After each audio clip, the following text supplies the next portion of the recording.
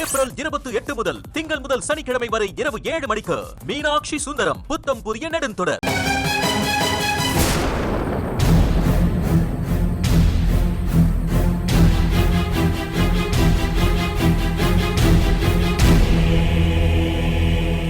என்னங்க எல்லா முடிவையும் அவளே எடுக்க விட்டுட்டு நீங்க வேடிக்கை பார்த்துட்டு இருக்கீங்க?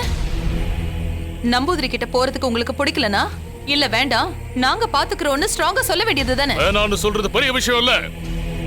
இந்த விஷயத்துல துர்கா நம்பூதிரி இழுத்து விட்டுட்டா. நமக்கு துர்காவும் நந்தினியும் எப்படி எதிரியோ அதே மாதிரி கோயில் செல்ல விஷயத்துல நம்பூதிரி நமக்கு எதிரிதான்.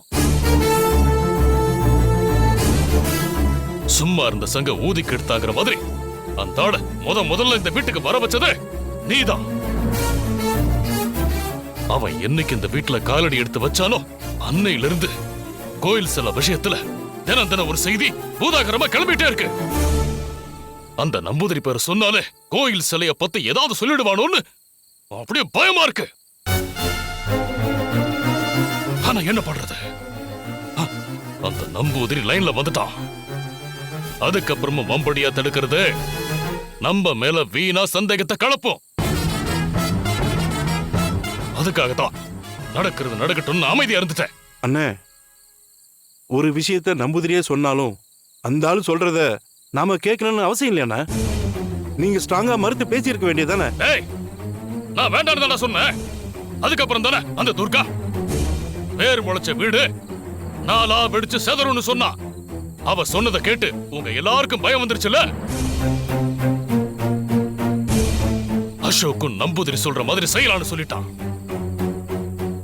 இப்ப வேண்டாம்னு நாம மறுத்தோம்னா அசோக்குக்கும் ஏன் அந்த நம்பூதிரிக்கே நம்ம மேல சந்தேகம் வரும்.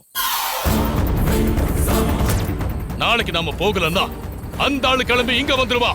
இதெல்லாம் நமக்கு தேவையா? சொல்லுங்க.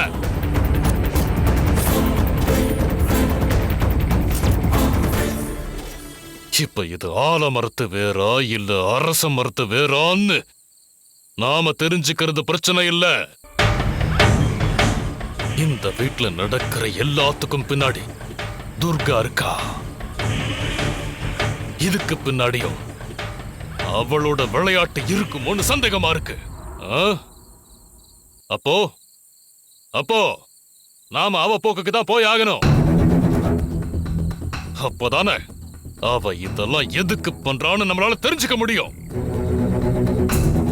பூமிய பொளந்துகிட்டு நம்ம காலு கிட்ட வந்த வேறு நம்ம கழுத்தை சுத்த ரொம்ப நேரம் ஆகாது.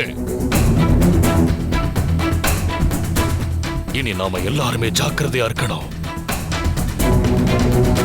அதனால எல்லாரும் காலையில கோயிலுக்கு கிளம்பலாம். அங்க அவர் என்ன சொல்றாருன்னு பாப்போம்.